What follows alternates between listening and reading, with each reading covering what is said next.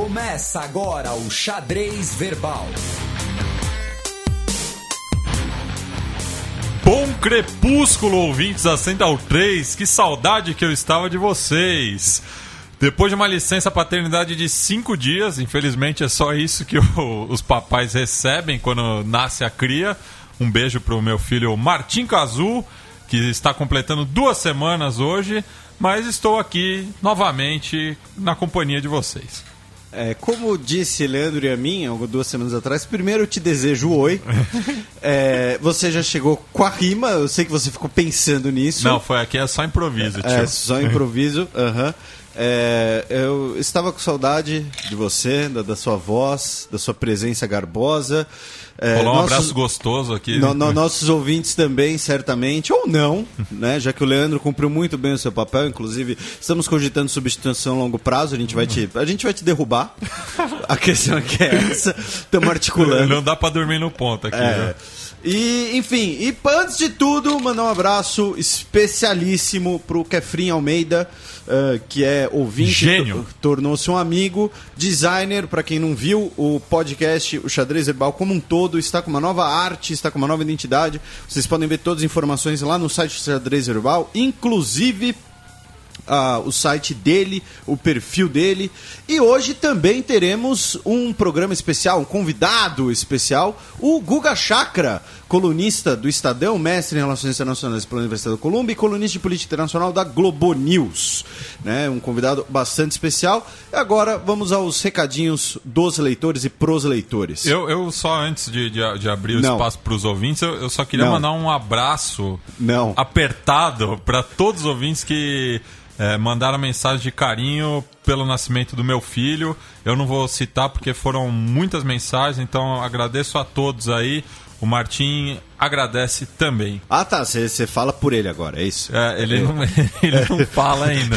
É assim, eu acho que eu falo por ele por enquanto. Tá, entendi.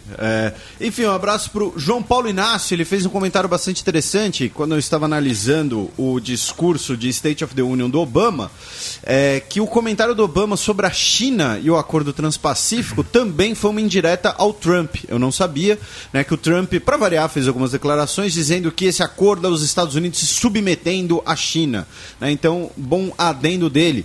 Tivemos vários recados de ouvintes belenenses, né, que mandamos aí na Semana da História, na semana passada, os 400 anos de Belém. O Bruno mandou uma pequena correção. Eu falei que o nome do grupo antiterrorista alemão é GSK9. Não, é GSG9. Desculpem, as teclas ficam perto, no cérebro.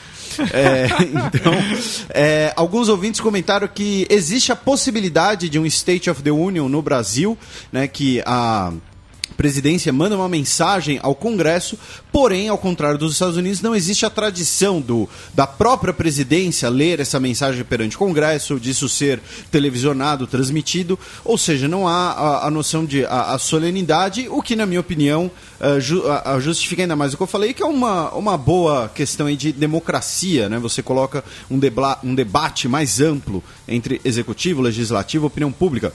O nosso querido amigo Fernando de Samoreira, nosso perito poliglota em alemão, disse que o governo alemão, inclusive, o próprio governo vai publicar uma edição comentada, crítica do Mein Kampf, né, sobre a polêmica que falamos no programa passado, e que essa será a edição que será favorecida, digamos assim, no mercado alemão, justamente porque ela comenta o resultado, principalmente, daquele livro. E, finalmente, a nossa queridíssima Ana Luísa de Moraes Campos, nossa perita em Direito Internacional, professora de Direito Internacional, já esteve aqui no programa. Ela disse que a questão da Cruz Vermelha, eu falei da Cruz Vermelha, do crescente vermelho, a Cruz Vermelha ela teve essa interpretação como um símbolo que denota o cristianismo. Posteriormente, o início da Cruz Vermelha, porque ela, como uma consequência da Convenção de Genebra, ela é uma homenagem à própria bandeira suíça. Ela é uma inversão das cores da bandeira suíça. Se foi lá no Photoshop, clicou inverter cores e pronto, deu a bandeira da Cruz Vermelha. E antes de você falar, que você está ansioso para falar, eu estou falando muito, nós tivemos, ontem mais um Anticast com minha participação, comentando a Arábia Saudita e Irã, que é um dos temas, inclusive, principais aqui do programa, conversando com o Guga Chakra. Se vocês quiserem né, uma noção menos boa do que a do Guga Chakra, né? Sempre comentei que quando a gente tivesse realmente um perito em Oriente Médio por aqui, a minha fama na podosfera ia diminuir um pouco. Mas tem um anticast sobre isso que saiu ontem comigo e com o João Carvalho do Decréptos, né? Que também tem muitos fãs. E é isso, eu não tenho mais nada para falar. Você tem uma coisa aí para falar que eu sei. Eu tenho uma coisa para falar, muitos ouvintes têm cobrado também, que é o retorno do Fronteiras Invisíveis. Então a gente já adianta que semana que vem gravaremos o primeiro episódio de 2016 deste spin-off do Xadrez Verbal. Mas só vai ao ar depois do Carnaval. Isso, só vai porque tá ligado, né? Só vai ao ar depois do Carnaval. A gente não gravou Fronteiras Invisíveis do Futebol, né? O programa que une futebol e geopolítica e história, porque o Matias tem mais ciúmes desse programa do que do Martim. Entendeu? Então, enquanto ele estava fora, não podia ter. A verdade é essa, eu só falo a verdade, eu não tenho medo de falar a verdade. Então, vamos falar umas verdades aí? Vamos dar um peão nesse mundão aí.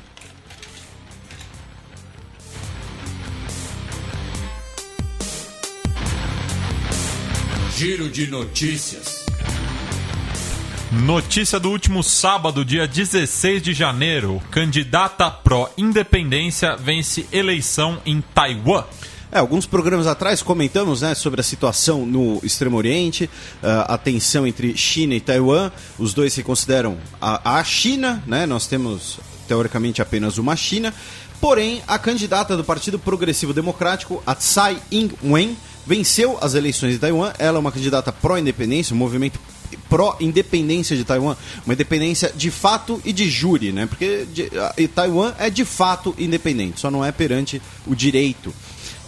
O movimento pró-independência de Taiwan tem crescido cada vez mais e a candidata pró-independência venceu. Inclusive, nessa seara, o Matheus Machado, nosso ouvinte, ele mandou uma notícia de uma cantora muito popular, eu não a conhecia, desculpa aos nossos ouvintes que também conhecem, Tzuyu, T-Z-U-Y-U. Ela se declarou taiwanesa e ela foi obrigada, digamos assim, pelas autoridades, inclusive chinesas, pela sua gravadora e tal, a se retratar e dizer que só existe uma China, que ela é chinesa. Teve uma polêmica parecida algum tempo atrás com o Ang Lee, né, o diretor do Tigre e o Dragão, de Brokeback Mountain, quando Angelina Jolie disse no evento de cinema na China que ele era um diretor taiwanês, e aí vários veículos de mídia chineses criticaram. Enfim, tá aí o registro de que Taiwan terá uma líder pró-independência. No último domingo, dia 17 de janeiro, sobe para 28, subiu no caso, o número de mortos em ataque a hotel em Ouagadougou, capital de Burkina Faso. Falamos de Burkina Faso também já alguns programas atrás, quando nós tivemos um golpe e um contragolpe em questão de não sei, uma semana mais ou menos. Segundo as autoridades do país, as vítimas são de 18 nacionalidades, pelo menos 6 canadenses, 2 franceses e 2 suíços entre os mortos. E o ataque foi reivindicada pela Al-Qaeda do Maghreb, embora especula-se que possa ter ligação com a questão da situação do golpe em Burkina Faso. Eu também li que o Boko Haram também, pela proximidade entre Nigéria e Burkina Faso, poderia ter alguma participação. Leandro Amin está se rachando por conta da sequência de Tzuyu e Ouagadougou. Notícia da última segunda-feira, dia 18. Polícia alemã prende primeiro suspeito de crime sexual no Ano Novo em Colônia. Esse foi outro tema bastante importante que comentamos na sua ausência. A lista de suspeitos já tinha sido solta, inclusive comentamos aqui, né, que mais ou menos metade dos suspeitos, pouco mais da metade dos suspeitos, eram provavelmente requerentes de asilo. Também tinha um sérvio, um norte-americano. A polícia de Colônia prendeu um homem argelino de 26 anos que tinha pedido asilo político na Alemanha. E inclusive ele provavelmente pode já sofrer as consequências, sofrer as consequências, se condenado, e convenhamos de forma merecida, da nova lei que comentamos, que vai agilizar o processo de expulsão de requerentes de asilo e refugiados que incorram em crimes, dependendo da gravidade dos crimes, como comentamos no programa anterior. E ainda nesse tema, a Áustria passou a limitar os pedidos de asilo e de refúgio. A Áustria, que tem fronteira com a Alemanha, né, e inclusive parte da fronteira da rota terrestre ali dos Balcãs passa pela Áustria, e por conta disso a Merkel ela voltou a reforçar que ela defende uma solução europeia para essa crise, ou seja, toda a União Europeia, né, tem aquela questão das cotas, dos números de refugiados que cada país poderia receber, e alguns países, especialmente os do leste europeu, os recém-integrantes da União Europeia, protestaram. Então tá aí a notícia sobre o Ano Novo de Colônia. Paquistanês de 15 anos decepa a mão após ser acusado de blasfêmia. Isso aconteceu na terça-feira, dia 19. Então foi uma notícia bem chocante, assim, um relato. É uma matéria do New York Times, foi publicada em português pela Folha, para quem preferir. Um garoto paquistanês, Anwar Ali, ele frequentava uma mesquita, e o imã fez uma pergunta que teria um caráter dúbio, formulou a pergunta, e é um imã que já era conhecido na região pelo seu radicalismo, perguntando quem não ama o profeta Mohammed. E o garoto entendeu quem ama, e aí o garoto levantou a mão, e aí o imã começou a acusá-lo na frente de todo mundo de blasfêmia, de ser um blasfemador. E o Paquistão ele tem um problema muito grande com a lei da blasfêmia. A blasfêmia ela é uma lei que inclusive pode incorrer em pena capital. E aí, por conta disso, de arrependimento, enfim, do impacto, do trauma causado, né? Você vê o seu imã ali da mesquita que você frequenta. Imagine, né, eventualmente, né, o pastor da igreja que você frequenta, o padre da igreja que você frequenta, enfim, te acusando publicamente de algo, gritando com você. O garoto cortou a própria mão, entregou a mão numa bandeja, num prato, pro imã. O imã fugiu, depois foi preso e foi liberto. Por quê? Porque, inclusive, a própria família do garoto disse que o garoto agiu certo para corrigir seu erro, que ele decepar a própria mão foi, na verdade, um ato de amor, de lealdade ao profeta Muhammad e sua fé. Então é um caso bem traumático, assim, uma leitura bem complicada, bem desagradável. E no Paquistão também nós tivemos 2 ataques à bomba na última semana. No dia 19, nós tivemos um atentado contra um posto policial, que deixou 11 mortos. E também na quarta-feira, uma universidade foi atacada pelo Talibã, que deixou pelo menos 20 mortos. Inclusive o professor Syed Hamid Hussein foi declarado um mártir pela comunidade, porque ele tentou proteger seus alunos. Ele foi morto no ataque, tentou proteger seus alunos. Inclusive teria disparado contra o ataque do Talibã.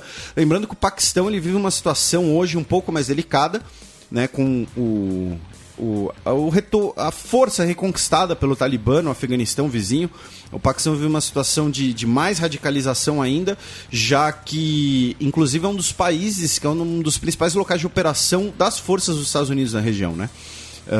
O caso mais exemplar, mais simbólico disso é a própria morte do Bin Laden. Foi em território paquistanês, com a operação dos Estados Unidos, sem pedir autorização ao Paquistão, porque eles consideram que isso poderia comprometer a própria operação, já que autoridades paquistanesas repassariam essas informações à Al-Qaeda, ao Bin Laden.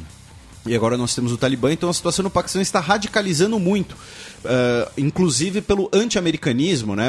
Inclusive há um tempo atrás ficou até viral que tem um programa de TV no Paquistão que, de brincadeira, entre aspas, né, para rir, para não chorar, a sessão de previsão do tempo, de meteorologia do programa, eles brincam com os drones americanos, né, porque o Paquistão é sobrevoado por drones o tempo todo. Então é como assim, vamos ver o que o drone americano está dizendo de se vai chover em tal região. Então o Paquistão hoje vive uma situação um pouco mais complicada. Agora eu vou preparar um café, porque o Felipe e o Guga vão bater um papo e eu só volto pro match.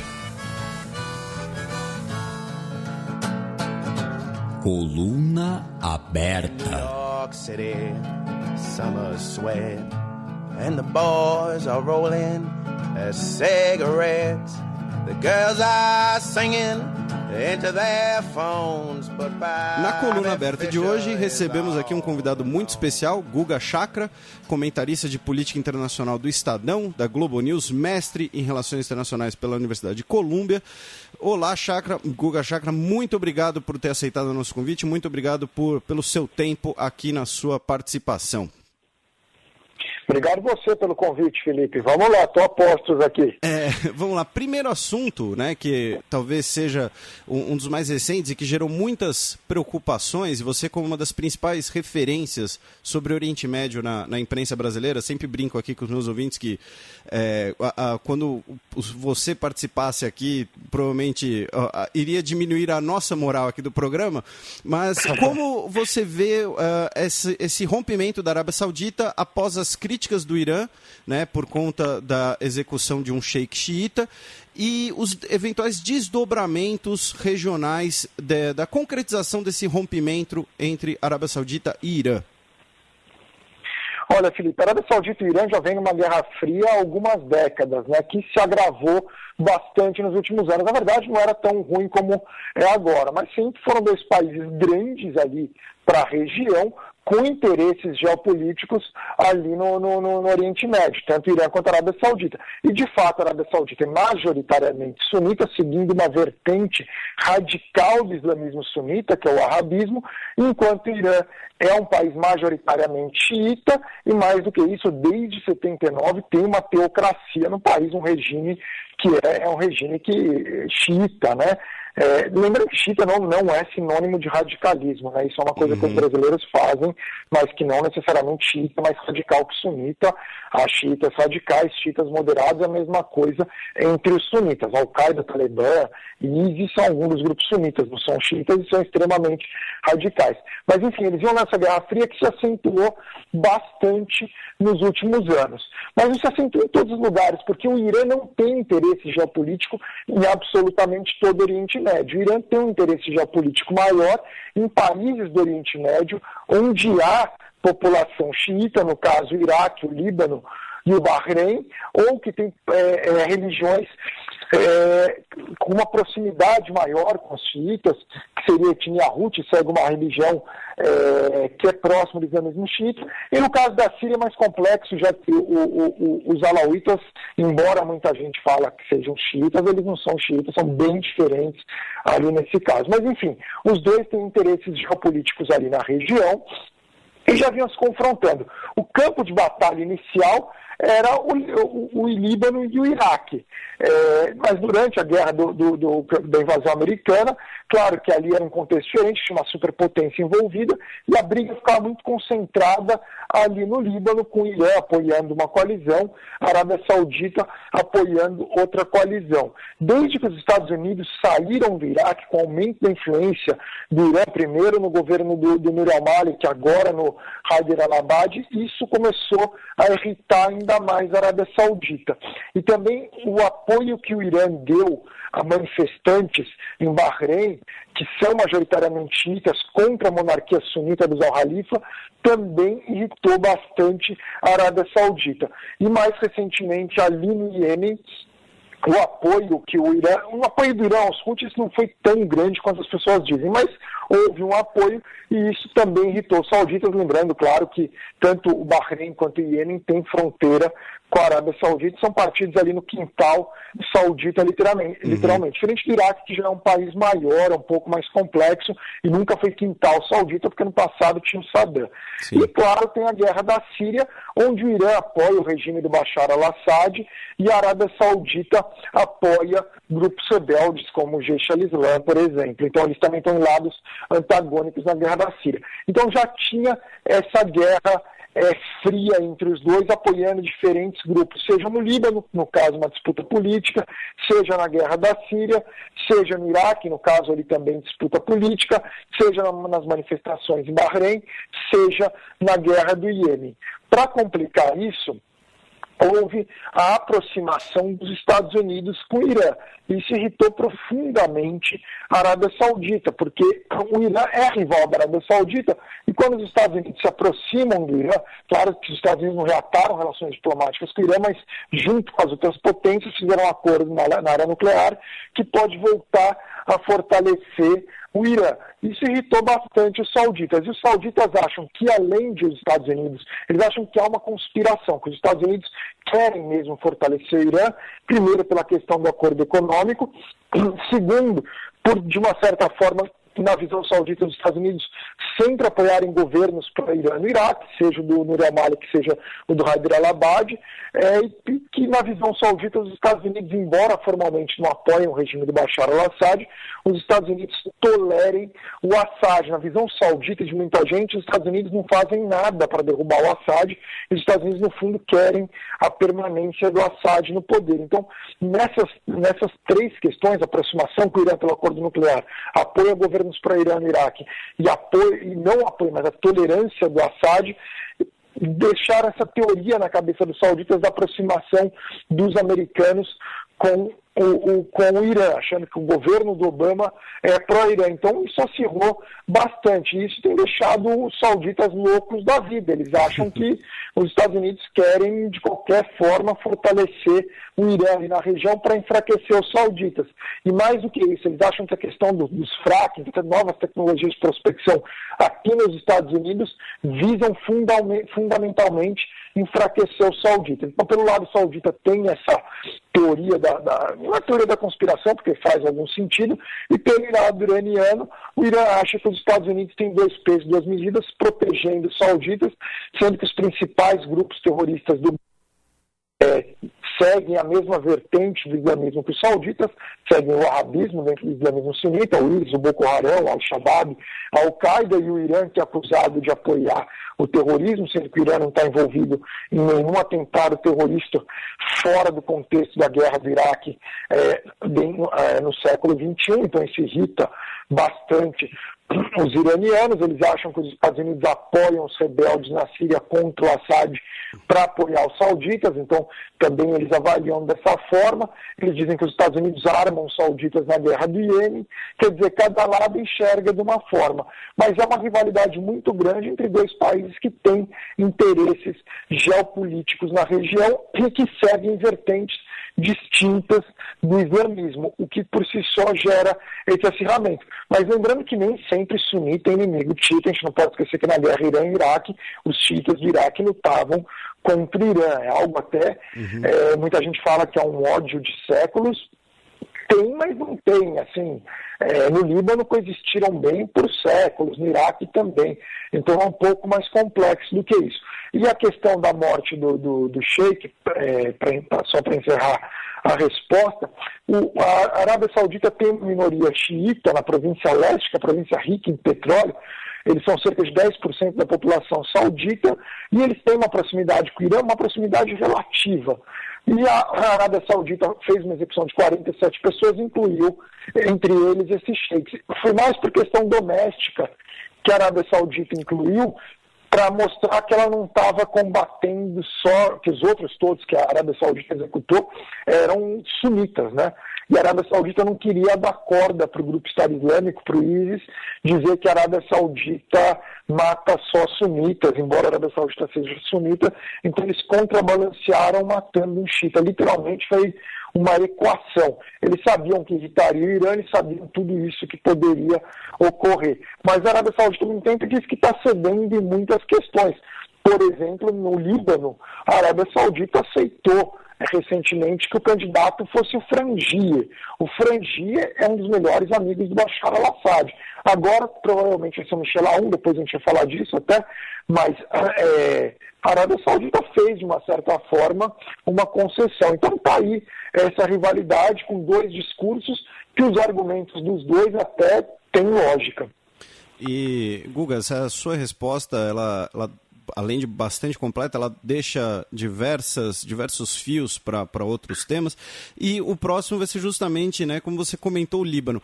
Com esse rompimento, a concretização do rompimento, e esse histórico dessas guerras de procuração, né, ou então conflitos localizados em torno dos países do Oriente Médio, existe uma chance de, com a concretização do rompimento, esses conflitos se radicalizarem ou então retomarem? Porque, por exemplo, no Líbano, né, que agora nós teremos, inclusive, o processo de escolha do novo presidente, que é cristão, nós temos, por exemplo, o Hezbollah, que é apoiado pelo Irã, enquanto o Exército Nacional Libanês ele é armado pela França, que é paga pela Arábia Saudita.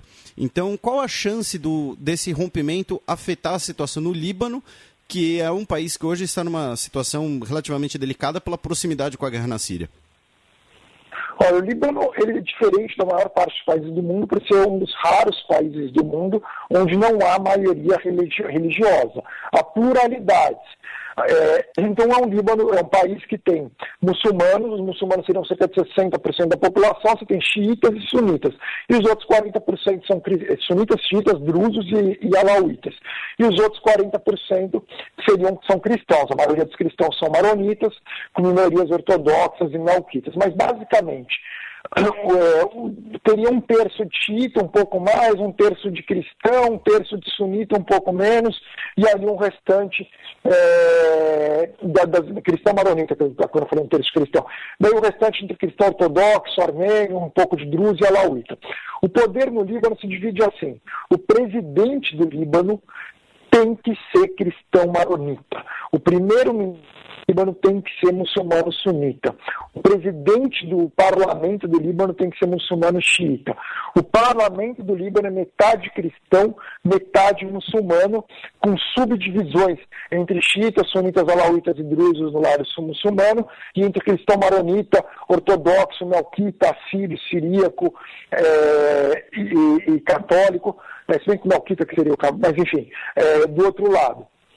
E o ministério libanês também é metade-metade. Então é um país totalmente dividido por religiões na hora de ocupar os cargos.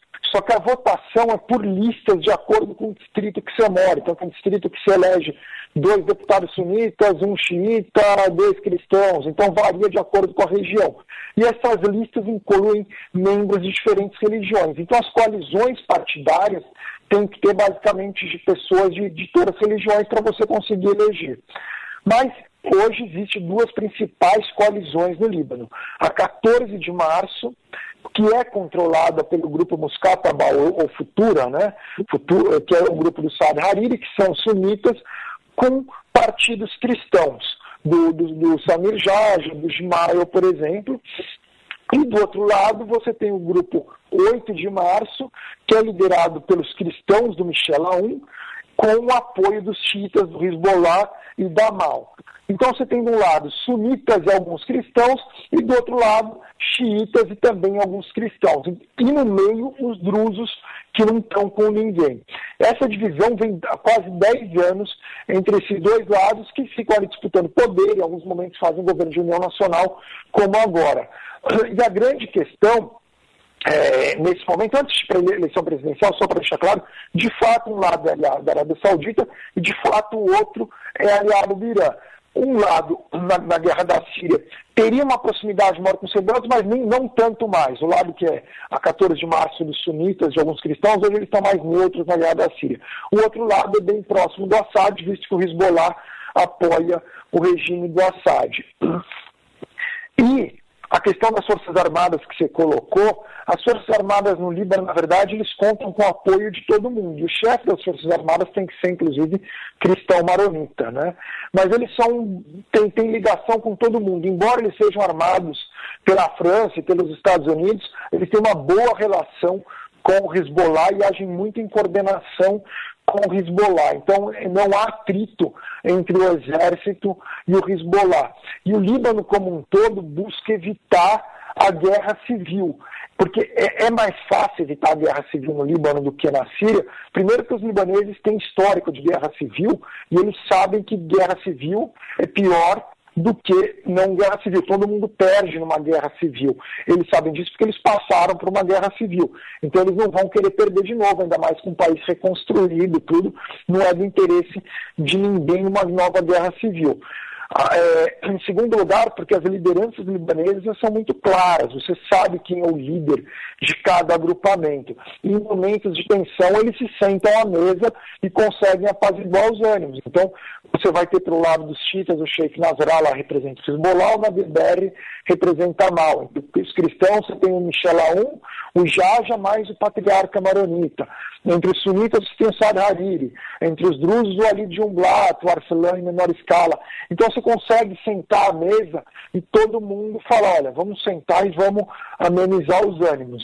No caso da eleição presidencial, o lado da 14 de março, dos sunitas pró-saudita, apoiou ao longo desse período. Só para lembrar, o Líbano, o mandato presidencial do último presidente Michel Suleiman acabou em 2014. O Michel Suleiman era neutro, tinha sido chefe das Forças Armadas. Aí eles não conseguiram chegar a um acordo, porque o lado dos sunitas, da 14 de março, apoiava o Samir Jaja, enquanto o outro lado, da 8 de março, que tem os xiitas do Hezbollah, apoiava o Michel Aoun. De fato, o Michel Aoun e o Samir Jaja são os dois líderes cristãos mais populares do Líbano.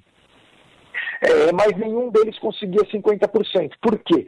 Porque o Ali Jumblat não queria apoiar nem o Michel Aoun, nem o Samir Jaja, porque os dois eram figuras muito polêmicas durante a Guerra Civil Libanesa. O Samir Jaja é envolvido indiretamente no massacre de Sabri Shatila e é envolvido no massacre de Erbil. No massacre de Erbil, o Samir Jaja comandou, é acusado de comandar uma operação que matou o pai, a mãe, a irmã e o cachorro do Suleiman Frangieh, que é uma outra figura cristã importante, e que já vai entrar nessa história daqui a pouco. E ficavam os dois, o Aoun e o Jaja, inclusive as forças dos dois lutaram uma contra a outra na Guerra dos Cristãos, no final da Guerra Civil Libanesa, eles se odiavam. Quando terminou a Guerra Civil, o Michel Aoun foi para o exílio, ficou 15 anos, o Jaja, alguns anos depois, foi preso e ficou 11 anos num calabouço. Em 2005, o Aoun voltou do exílio, o Jaja foi solto do calabouço, o Jaja se aliou com os sunitas, o Aoun se aliou com o Hezbollah e com a Síria, embora o Aoun historicamente fosse inimigo do Hezbollah e da Síria, mas fez essa aliança. Mas, enfim, vieram os dois, essas figuras muito fortes. O Aoun é muito mais velho que o Jaja. O Aoun já tem quase 80 anos, o Jaja está ali chegando nos 60. Então, ficou essa disputa. E aí ninguém queria abrir mão. Aí o Saad Hariri chegou, aí provavelmente com apoio da Arábia Saudita, e falou, olha, a gente apoia o Frangieh. E foi interessante, porque o Frangieh, quando o Jaja matou toda a família dele, o Jaja, na verdade, comandando a operação, não o Jaja pessoalmente, o Frangieh era adolescente, ele foi enviado, nos anos 70, foi enviado pelo avô dele, que tinha sido presidente do Líbano, para a Síria, onde ele cresceu com a família Assad. E ele até hoje é o líder pró-Síria, assim, mais próximo da Síria no Líbano. E quem o apoiou foi justamente o Hariri, que é o maior inimigo da Síria no Líbano. É muito louco isso daí, mas o Hariri viu que o Frangieh porque o Frangieh, apesar da proximidade com a Síria, é uma figura menos polêmica que o Jaja e o Aoun. E isso irritou profundamente o Jaja. O Jaja se sentiu, de uma certa forma, traído. E daí o Jaja pegou e falou, não, então, porque o Jaja não gosta do Frangieh, né? Eles têm essa disputa aí, uma disputa grande, né, envolvendo morte de familiares, né? E o Jaja decidiu que ia apoiar o Michel Aoun, anunciou essa semana. Agora, então, hoje o Michel Aoun tem apoio de 85%, 90% dos cristãos ali no Líbano, então ele é o grande nome. O Hezbollah sempre apoiou o Aoun, então agora, nesse momento, o Aoun tem uma grande chance de ser o presidente do Líbano. E o Aoun é aliado do Hezbollah e é aliado do Assad, embora ele tenha a agenda dele. Como eu disse, ele foi inimigo especialmente da Síria. Entrevistei ele antes dele voltar para o Líbano em 2005, a entrevista inteira ele só ficou falando mal da Síria e do Hezbollah. Hoje ele é aliado de ambos, ele mudou, né, o discurso dele. Mas ele é uma figura muito forte e extremamente popular. Os presidentes do Líbano nas últimas décadas, eles eram figuras mais legalistas, assim, que evitavam polêmicas, assim, eles exerciam o cargo, por terem sido chefe das Forças Armadas, eles eram aquelas figuras que tentavam manter uma neutralidade. O A1 não, o A1 é muito mais ativo politicamente, claro que isso vai ter um reflexo. Agora, a guerra da Síria para entrar no Líbano é um pouco mais complicada, especialmente porque as fronteiras, aquela área perto da fronteira da Síria com o Líbano, está mais controlada pelo regime, a não ser Madaia, que agora vai voltar para o regime, Zabadani, mas são poucos lugares ali que o CBL ainda tem presença, eles teriam muita dificuldade para entrar no Líbano. O que pode, claro, é que você tem 1 milhão de refugiados sírios no Líbano, isso é uma bomba relógio, né? Se eles forem continuando lá, eles vai aumentar o atrito, mas o atrito seria muito mais de libaneses contra esses refugiados sírios do que intralibanês, porque não é do interesse dos libaneses uma guerra civil. Lembrando para os nossos ouvintes, né, que o Líbano, a guerra civil libanesa iniciou-se em 82, e do ponto de vista... Não, 75. 75, 82, exatamente, 85 o envolvimento israelense, e as tropas sírias só foram sair do Líbano já no século XXI, né? Então, o Líbano ficou basicamente 30 anos com os efeitos da sua guerra civil. E o senhor acha, então... desculpe, você acha, então, que o A1 é uma figura que, justamente por ser popular, muito forte e ativa politicamente, ele consegue, digamos assim, um consenso. Ele ajuda nisso, impedir que o Líbano vire uma peça nesse tabuleiro entre Irã e Arábia Saudita? Ajuda. O fato dele ser cristão, por incrível que pareça, as pessoas tem que entender, o Líbano é um país com uma identidade cristã muito forte. Se você pega os libaneses que estão no Brasil, a maior parte dos libaneses no Brasil tem descendência, tem origem cristã. E o Líbano é o único país do Oriente Médio, incluindo Israel, que o fim de semana é sábado e domingo. É um país que celebra o Natal, tem todos os feriados cristãos. Ela celebra 2 natais, né? Porque celebra o Natal armênio, que é um pouco depois também. Então é um país historicamente, como eu falei, o presidente tem que ser cristão, o chefe das Forças Armadas tem que ser cristão. Até brinca que o pessoal às vezes fala, quero ver ter uma igreja num país de maioria islâmica. Acho difícil ter uma cidade no Brasil com mais igreja per capita, talvez Salvador, do que Beirute, né? Então, e os muçulmanos do Líbano, seja sunita ou seja xiita, eles respeitam muito essa identidade cristã libanesa, inclusive em alguns casos fazendo árvore de Natal até. Então isso, e para eles, como hoje o Oriente Médio é muito sunita contra xiita, os cristãos, eles são fiel da balança, assim, eles amenizam um pouco a situação. E para o Líbano também é boa a identidade cristã para questões de turismo também, né? E até para negociações internacionais, tudo. Então eles sabem usar bem essa questão cristã. E por ter um presidente agora que seja cristão, quer dizer, teoricamente a balança está ali. Tudo bem, o primeiro-ministro é sunita, o presidente do parlamento xiita, mas você tem ali um presidente cristão equilibrando tudo. Então ajuda o Líbano. O Hezbollah também se sente mais seguro internamente por ter um presidente aliado ali comandando o país. Os sunitas assim podem então ficar com o primeiro-ministro também, então fica tudo equilibrando. O Líbano tenta sempre equilibrar uma equação que tem que dar certo. Se um dos lados fica muito mais forte que o outro, aí é um problema. E hoje todo mundo sabe que os cristãos não vão dominar o Líbano totalmente, nem querem esse objetivo e nem tem como. A grande questão hoje no Líbano é sunita contra xiita. E os cristãos ali, ninguém tem nada contra os cristãos. A grande questão dos cristãos era a divisão entre eles. Então, o Líbano consegue, talvez, dessa forma, se isolar dessa guerra civil Irã-Arábia Saudita de uma forma muito hábil. Porque o A1 pode ser aliado do Irã, só que o A1 tem uma ótima relação com a França, onde ele morou 15 anos, por exemplo. A França adora o Michel A1, embora a França também goste do Saad Hariri, que é opositor a A1, mas tudo ali acaba se ajustando. O A1 também tem bons canais de diálogo aqui com os Estados Unidos. Lembrando que um genro dele é chanceler e o outro genro é cotado para ser chefe das Forças Armadas. E ainda, para começarmos a fechar essa parte do Oriente Médio, né, o auto-intitulado Estado Islâmico, ou Daesh, como você vê as alegações, e são alegações, né, são, todo mundo aponta o dedo, né, de que a Rússia alega que o Daesh tem uma certa proximidade com a Turquia, que a Turquia inclusive lavava o petróleo. O mesmo tipo de acusação foi feito em relação à Arábia Saudita e uma alegação um pouco mais concreta de que a Arábia Saudita forneceria armamentos ao grupo. Como você vê essa série de alegações? Em outras palavras, né, então, a pergunta de $1 milhão é: quem realmente apoia o Daesh por baixo dos panos? Né? A Turquia tem a questão de terem um inimigo em comum, que são os curdos.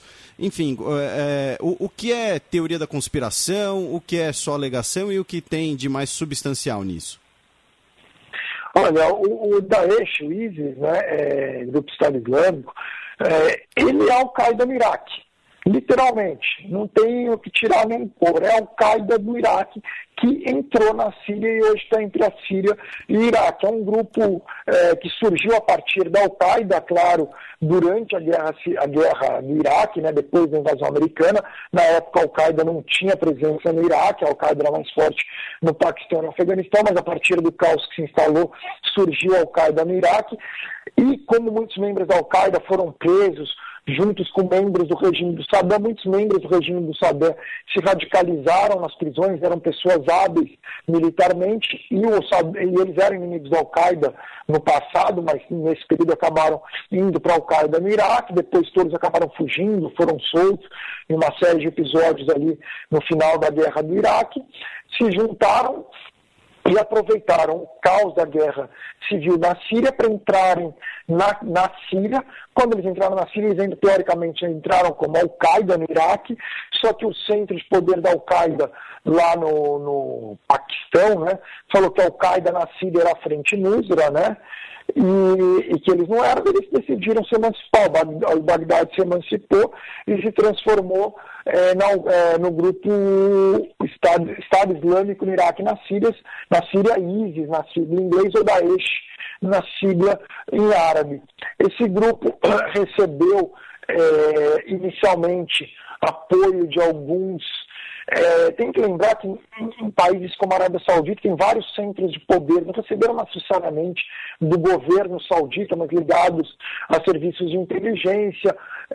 Eles também, ao conquistar território, você vai pegando dinheiro em banco, vai conquistando coisas, conseguiram se juntar a outros grupos, compravam armamentos de outros grupos rebeldes sírios que recebiam arma tanto do Ocidente quanto de países do Golfo. A Turquia meio que ignorou quando pessoas ao redor do mundo entravam na Turquia e cruzavam a fronteira, seja para integrar o ISIS, seja para integrar outros grupos rebeldes. Não pode esquecer que outros grupos rebeldes tão radicais quanto o ISIS, como o Jeish al-Islam, que tem o apoio da Arábia Saudita, faz as mesmas coisas que o ISIS faz. A Frente Nusra também. A Frente Nusra é Al-Qaeda. Não tem muita diferença. Assim, a Frente Nusra coloca os alauítas dentro de uma jaula, alauíta cristão afoga eles num lago com eles vivos. Então, assim, não é só o ISIS que é mal, todos esses grupos rebeldes são do mal. Então, eu acho que ali o regime do Assad, que tem gente que fala que o Assad apoiou o ISIS, não apoiou porcaria nenhuma. Simplesmente Raqqa, com todo respeito, se você pensar no território sírio, fica na puta que pariu. É muito longe para o Assad se importar com onde está Raqqa, numa guerra civil que para ele interessa mais manter aquele corredor que sai da Jordânia e chega a Damasco, de Darra até Damasco, contando também Sueida, que é aquela área drusa. Daí, a partir de Damasco, pegando toda a fronteira com o Líbano, então Homs e Rama, chegando à costa mediterrânea com Tartus e Latáquia, e também Alepo e Idlib, se possível. Alepo muito importante. Então ele precisa dessa área. A Raqqa é muito fora dessa região. Então a mesma coisa que o governo americano sacrificar Phoenix, no Arizona, se tiver uma guerra civil aqui. Você não vai você não vai lutar por Fênix, é muito isolado, logisticamente é muito difícil de você manter aquilo lá. Então, ele quer manter essas áreas. E nas áreas próximas à fronteira com o Líbano, ele tem o apoio do Hezbollah e do Irã muito mais forte, porque para o Hezbollah e para o Irã interessa também mais essa área da fronteira com o Líbano. E a costa mediterrânea é uma região que sempre foi um bastião do Bashar al-Assad, assim como Damasco, e assim como, em menor escala, Alepo. Então, é nessas áreas que ele se concentrou. Se pegar os subúrbios de Damasco, você vê, não tem guerra civil nenhuma em Damasco, mas nos subúrbios tem bastante, porque os subúrbios já são umas áreas que são mais religiosas, muito sunita radical, enquanto em Damasco são sunitas mais moderados, alauítas, cristãos, drusos, então é mais fácil para o Assad controlar. Então eu acho que é uma coisa que a Al-Qaeda no Iraque, que deixaram meio abandonada, e conseguiu crescer e se reerguer na Síria, recebendo apoio de alguns serviços clandestinos ligados a países do Golfo e talvez do Ocidente, que perderam o controle sobre o ISIS. E a Al-Qaeda também perdeu o controle sobre o ISIS. Mas essa questão de...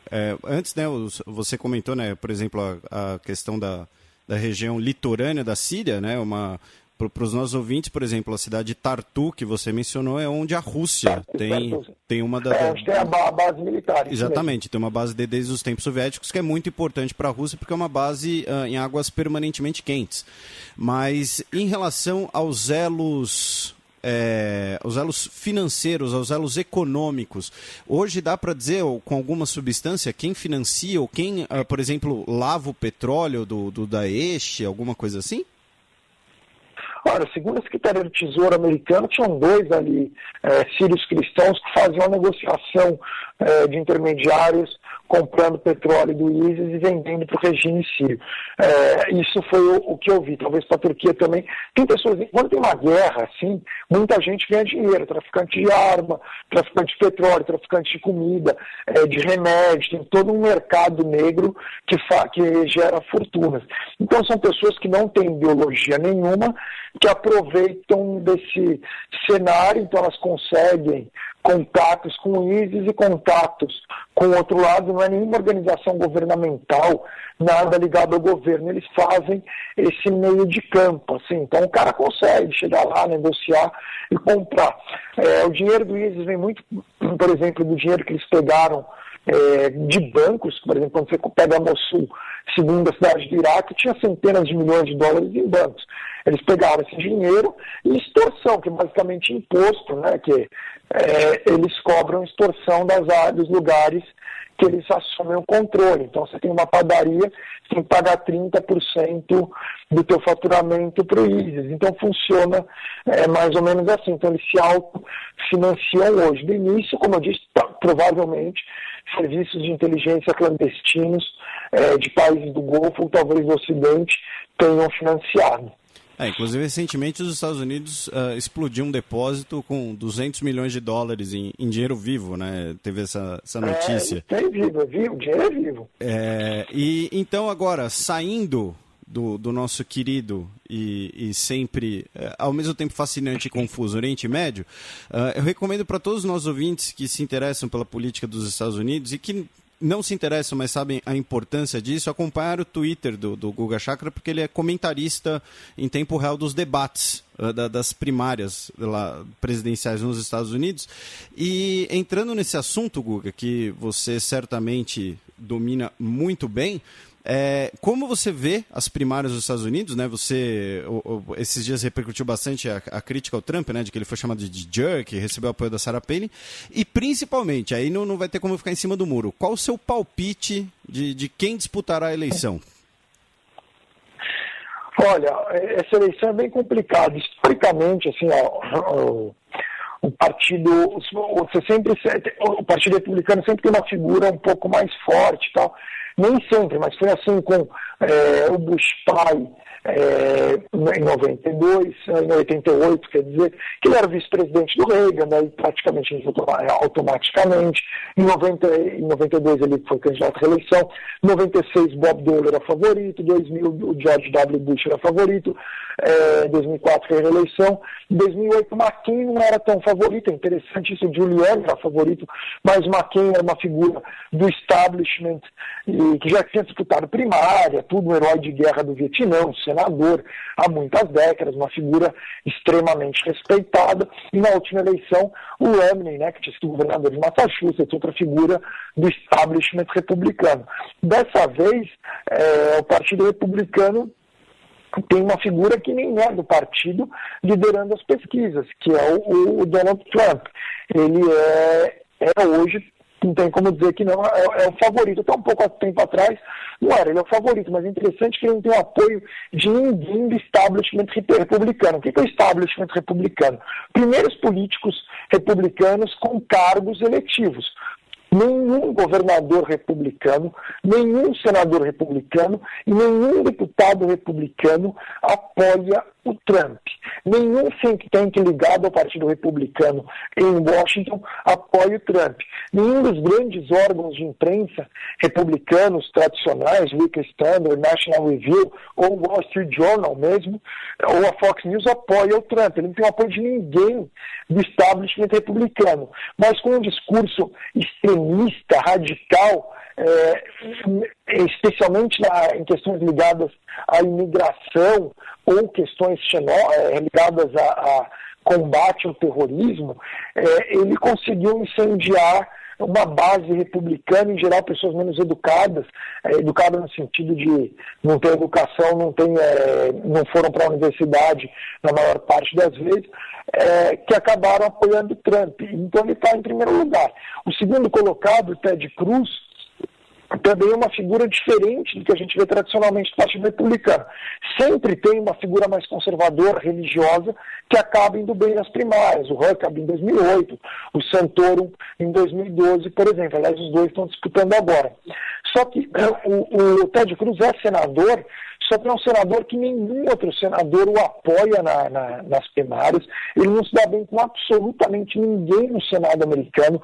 Não tem nenhum governador que goste do Ted Cruz também. Ontem mesmo, o governador de Iowa ficou criticando, ontem que eu digo na quarta-feira, o governador de Iowa ficou criticando publicamente Ted Cruz, que é o segundo colocado e é quem pode ganhar a primária em Iowa. Quer dizer, você tem os dois líderes nas pesquisas republicanas são figuras que não são ligadas ao establishment do partido. E isso está deixando o establishment em pânico, porque o Ted Cruz e o Trump são figuras que praticamente não são do Partido Republicano.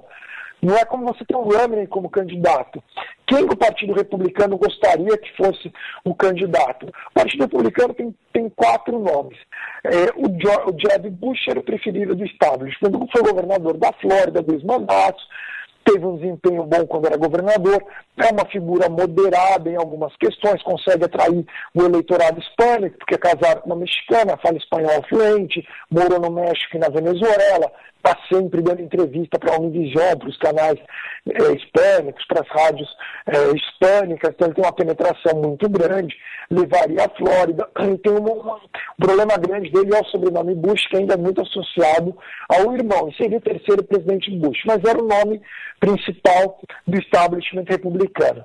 O segundo nome que o establishment gosta muito é o do Kasich, que é governador de Ohio, extremamente popular, um dos governadores mais populares dos Estados Unidos, do estado mais importante na eleição americana, uma pessoa que é muito popular com o eleitorado independente e mesmo entre os democratas teria uma boa chance de derrotar a Hillary em uma eleição, só que muita gente não conhece o Kasich, então acabam não sabendo nem que ele é candidato. Quando você não sabe que tem um governador de Ohio extremamente popular é candidato, porque ele vai para os debates, o Trump, Ben Carson, Ted Cruz falando, ele não consegue chamar a atenção, mas ele era outro candidato que o establishment gostaria muito e que teria enorme chance de vencer uma eleição geral.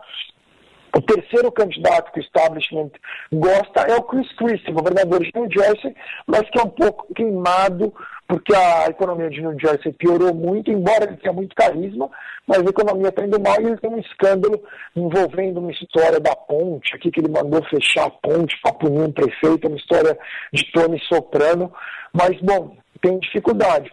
Sobrou para o establishment o Marco Rubio. O Marco Rubio é muito conservador para o establishment e visto como muito inexperiente.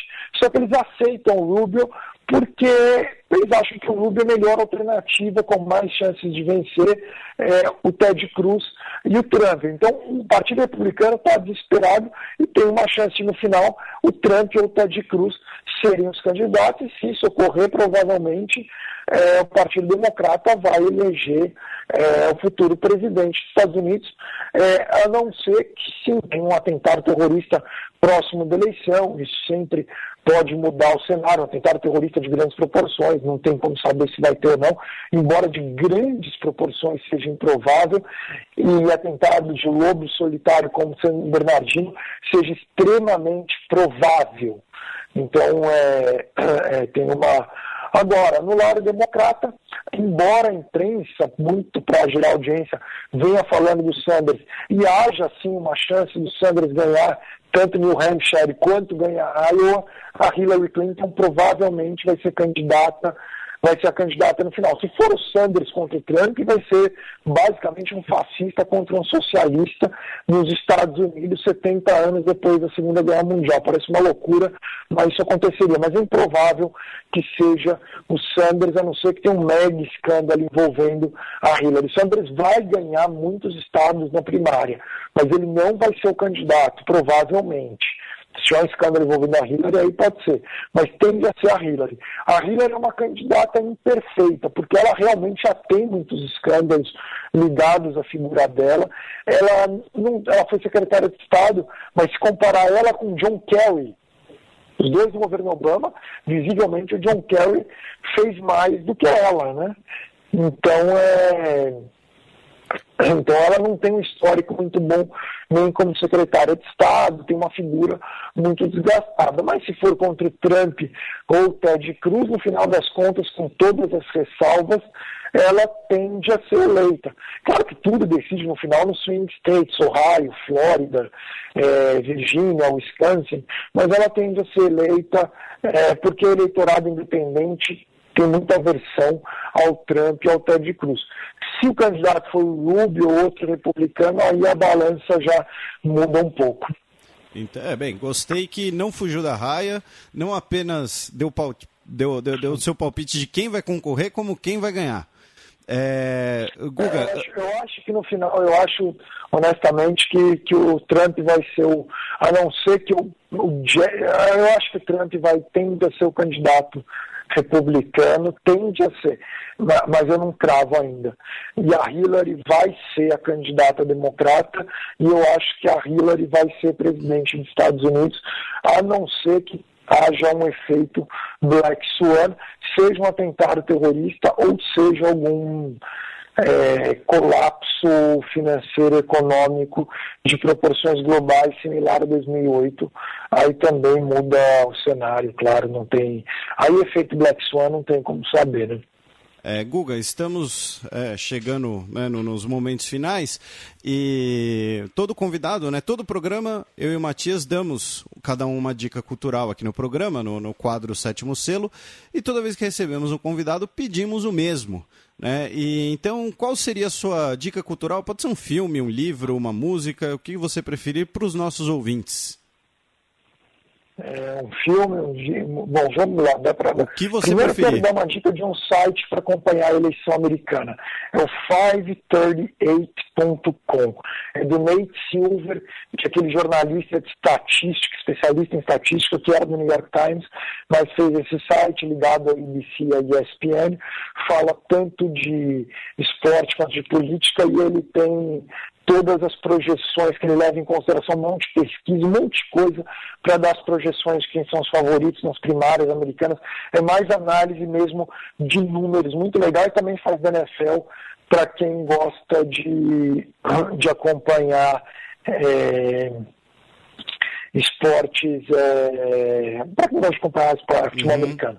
Aí um livro para saber do Líbano, vou falar do Líbano agora, né, para dar dica de livro, um livro que, assim, para entender o Líbano, eu recomendo House of Many Mansions, do Kamal Salib, que explica todas essas divisões religiosas e que ajuda também a entender o Oriente Médio. House of Many Mansions, o nome explica, o Líbano é uma casa com várias mansões. As mansões seriam cada uma das várias religiões que existem naquela casa pequena que é o Líbano. Perfeito. Filme... Não, é uma delas, mas se quiser dar mais dicas, fica à vontade. Então, tá aí. Um filme que eu gosto também, que eu acho muito bom para entender o Oriente Médio, eu acho que o nome em inglês é Where Do We Go Now, da Nadine Labak, que é uma libanesa que mostra um conflito, é uma comédia que mostra um conflito religioso, num país que provavelmente seria o Líbano, talvez a Síria, ela não fala especificamente, ou o filme Incêndios, um filme muito pesado, mas mostra como uma guerra civil é de verdade. Então acho que essas dicas aí já acho que seriam essas daí. Tá ótimo. E como sempre, para os nossos ouvintes, todos aí estarão... Só uma coisa. Uma coisa legal também se possível, um dia, se for para o Egito ou para a Turquia, ou ver um jogo do Beşiktaş, do Fenerbahçe, do Galatasaray na Turquia, ou um jogo do Al-Ahly ou do Zemala aqui no Egito. A cara do nosso produtor Leandro aqui ao referendar a sugestão foi sensacional. Eu também tenho esse desejo, inclusive. Infelizmente o Fenerbahçe não terá o Alex em campo quando eu for, mas enfim, como sempre, para os nossos ouvintes, todas as dicas estarão linkadas no Xadrez Herbal para facilitar. E em meu nome, em nome do programa, em nome de todos os nossos ouvintes, eu agradeço muito, Guga, pelo seu tempo, pela sua aula aqui para todo mundo. Aprendi pra caramba também. E, enfim, fica à vontade para suas considerações finais e será sempre muito bem-vindo. Novamente, muito obrigado aí pelo seu tempo. Bom, obrigado pelo convite, Felipe. É um prazer para participar do programa. Uma honra. Obrigado, Leandro, também pela ajuda. Mando um abraço para o Matias, que não está hoje aí. E, bom, minha consideração final, que eu sempre acho importante dizer, é para não fazer generalizações de nada. É muito importante isso daí, tentar nunca achar que um grupo, mesmo eleitores do Trump, não dá para generalizar como se fossem pessoas do mal. Não, eles têm motivos para votarem no Trump, assim como é errado também o Trump generalizar toda a população muçulmana, que é um absurdo generalizar 1 bilhão de pessoas. Claro que tem muitos terroristas, sim, dentro, que são muçulmanos, né, muitos, hoje grande parte dos grupos terroristas do mundo fazem terrorismo em nome do islamismo, mas isso está longe de representar 1 bilhão de pessoas, representa uma minoria quase insignificante dessas pessoas. Então tentar evitar a generalização, que isso é sempre muito ruim. É isso aí, muito obrigado, Guga, e até a próxima. A Semana na História.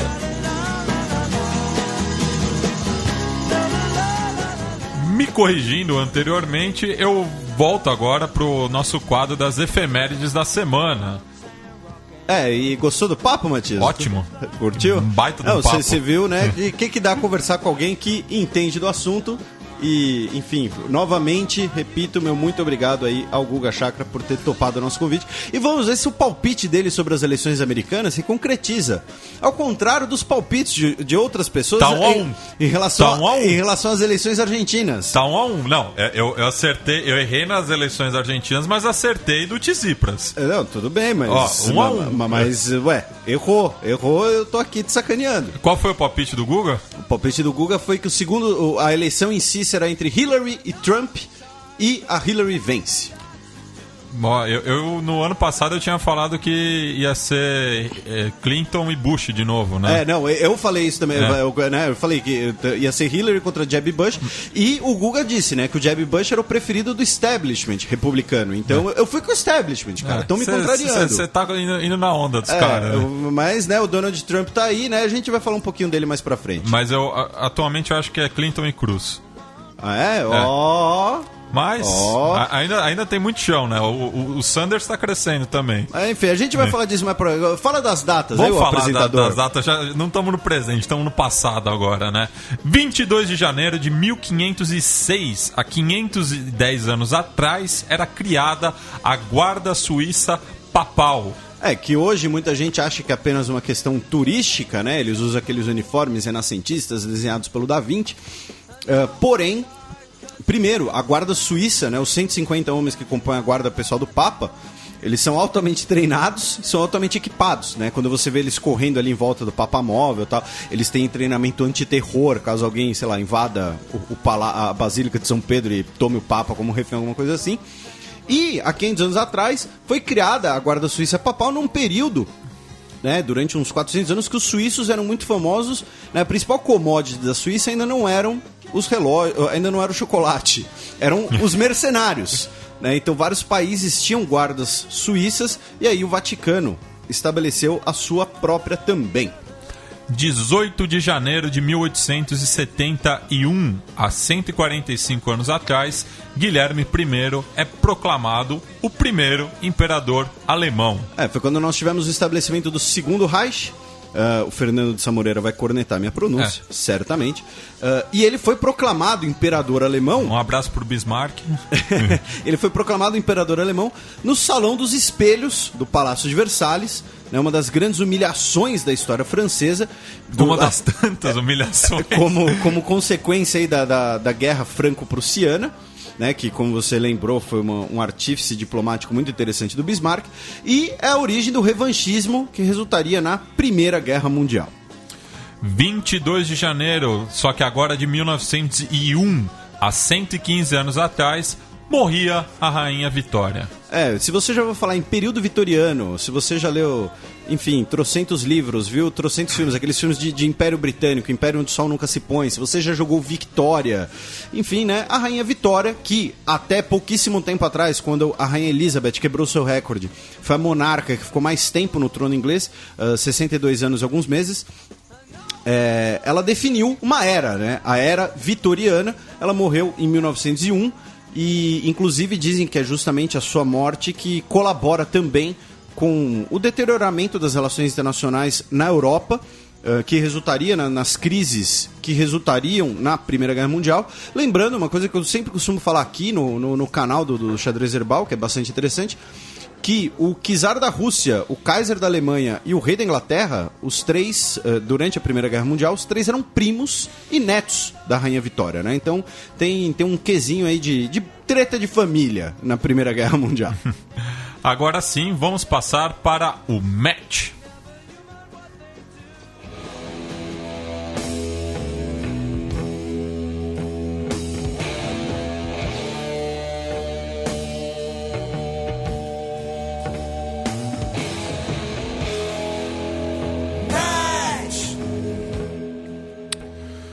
Ontem, no dia 21 de janeiro, em Davos, na Suíça, Macri e Cameron buscaram nova relação, apesar das Malvinas. Eu li essa notícia, essa manchete, em diversos meios de comunicação e todos faziam esse complemento. Apesar, ou muito embora.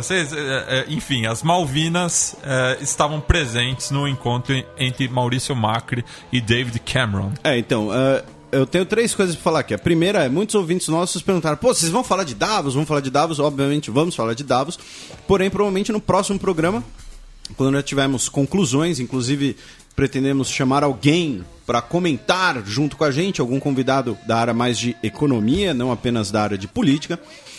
Segunda coisa, lembrando aos nossos ouvintes, né, que Malvinas é o nome que o governo brasileiro reconhece, então eu sempre falo isso, se você, por exemplo, for prestar um concurso público, especialmente, né, os concursos públicos que podem cobrar esse tema, como o CACD, para carreira diplomática. Se você escrever Falklands, tá errado. Você pode falar Falklands pro seu amigo argentino para sacaneá-lo, não tem problema. Com risco de morte. Eles ficam putos. Eu já contei aqui uma história, né? Que eu estava com alguns miliantes em Buenos Aires, a gente ia perguntar onde era o book para as Falklands. Mas o nome que o governo usa é Malvinas e a América do Sul, basicamente inteira, reconhece o pleito argentino como posição oficial. Se extraoficialmente tem outra posição, são outros 500. E terceiro... o Chile. Exatamente. Né, o Chile tem a questão do canal de Beagle também. Mas, e terceiro, antes do senhor se empolgar, é um semanário. Então você tem que comentar as coisas da última semana, porque eu sei que você tá com saudade de ficar falando sobre a América Latina. Eu sei que você tá afim de descer o cacete no Macri. Inclusive, depois eu vou comentar aqui um texto, que eu sei que você vai comentar esse texto, mas eu vou recomendar ele. Eu vou enfatizar a recomendação. Mas enfim, tá aí. Pode brilhar. Agora é minha vez de tomar um café enquanto você fala da América Latina. Tá, eu só para começo de conversa, eu estou preparando um dossiê sobre essa contradição do governo Macri, né? Que ele é liberal para o mundo, mas extremamente conservador para a Argentina, principalmente na questão política.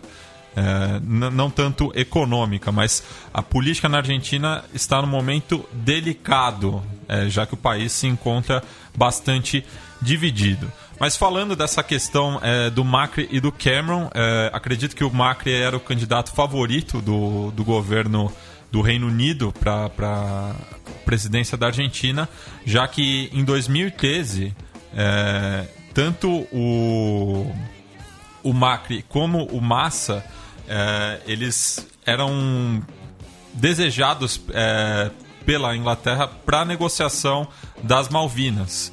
Então, tanto o Macri quanto o Massa tinham essa predileção.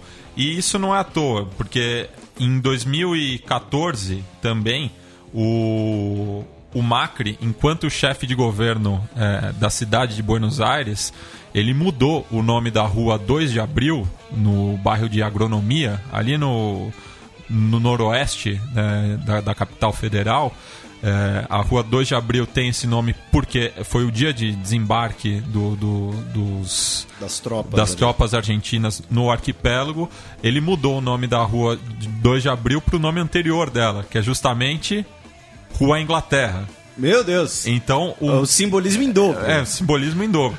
Então, o Macri já há um tempo mostra essa posição, que é muito delicada na política interna argentina, de não lutar pela retomada dos territórios perdidos, lembrando que foram perdidos em 1833, então vai completar 200 anos em breve. Só para demonstrar para o nosso ouvinte como é uma coisa delicada, você não consegue passar por uma banca de jornal em Buenos Aires sem que venda o PIN ou adesivo da silhueta, digamos assim, do contorno das ilhas, nas cores argentinas, ou então adesivo Las Malvinas são argentinas. Camisetas, é impressionante. grafites. Todo mundo tem um parente, um tio, um pai, alguma coisa assim, que lutou na guerra, ou que conhece alguém que perdeu alguém na guerra, então é impressionante. Um caso curioso foi o Ardiles, que na época da guerra jogava na Inglaterra, e o irmão dele foi lutar nas Malvinas, então teve essa situação.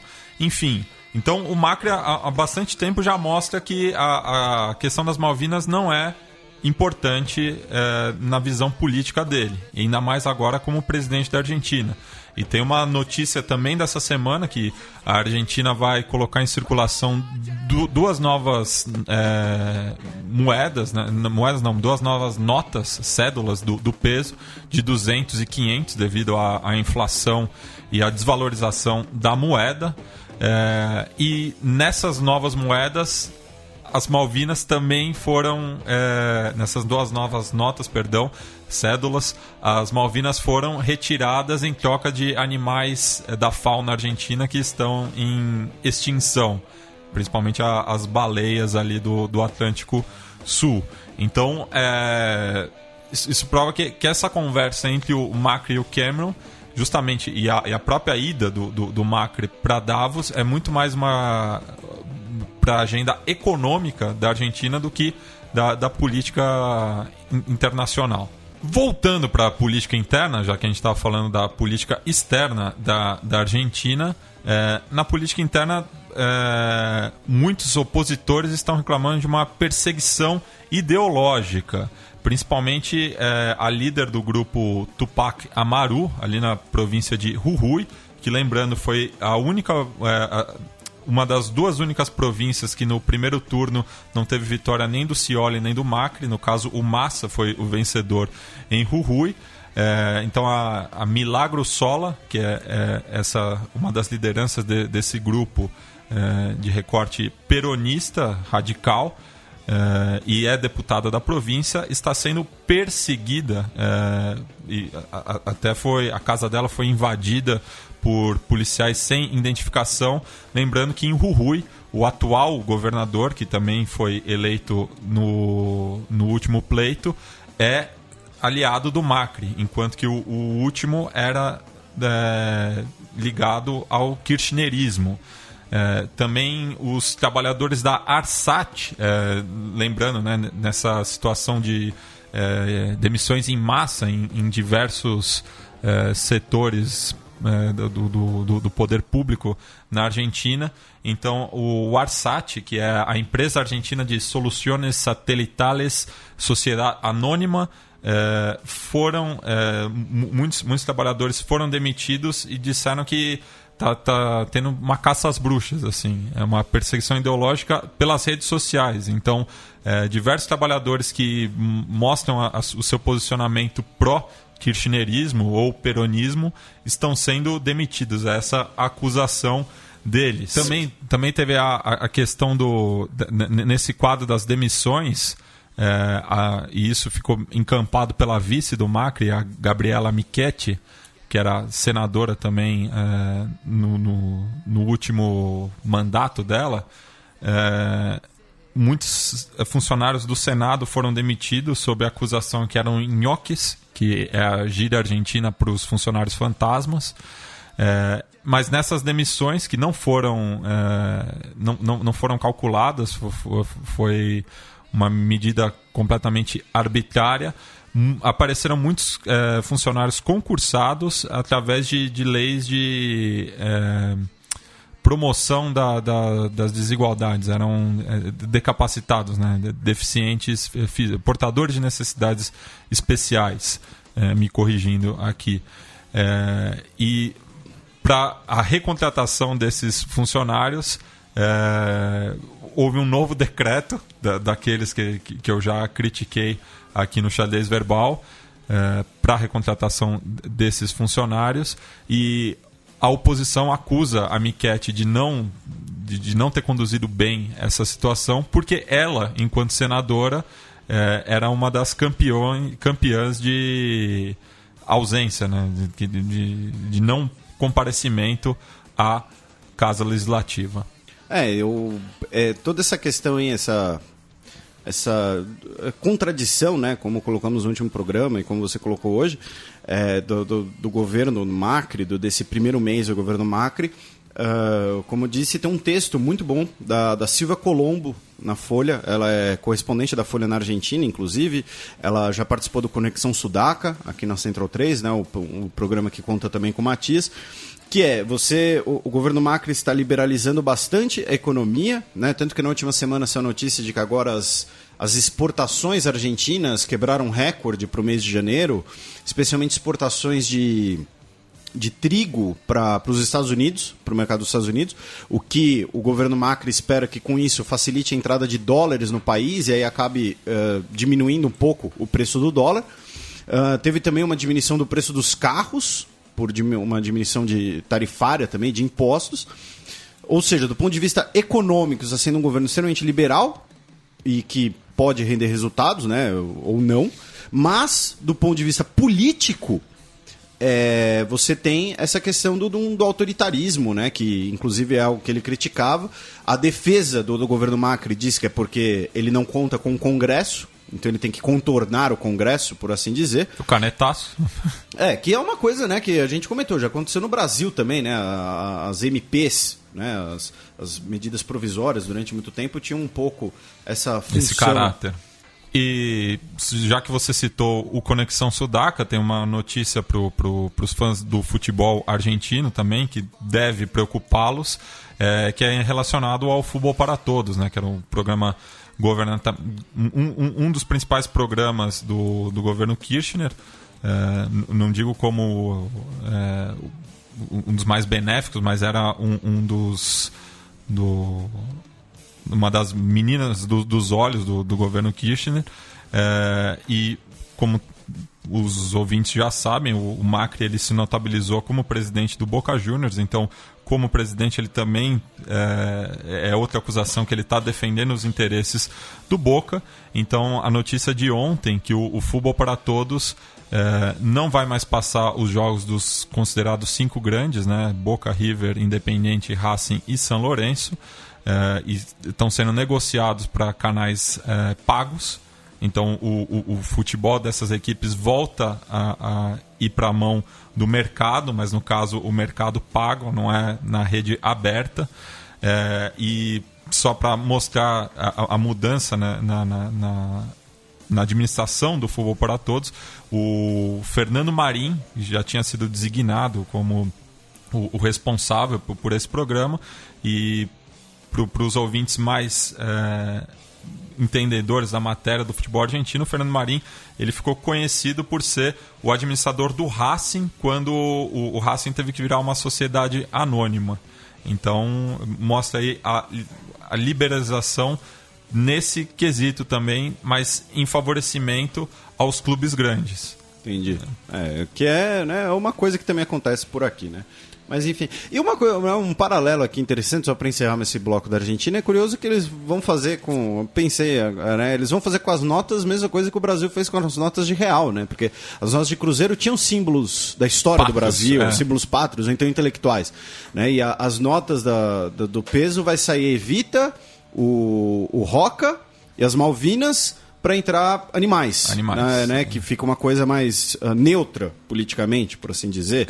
Evita ela tinha entrado no lugar do Rosas, o que mostra também uma outra questão que foi superar. Né? Rosas que é da família Aquele, da guerra contra Oribe Rosas, que você aprende no colegial, Aquele. Aquele. Então vamos pro próximo. Vamos agora para o nosso cheque.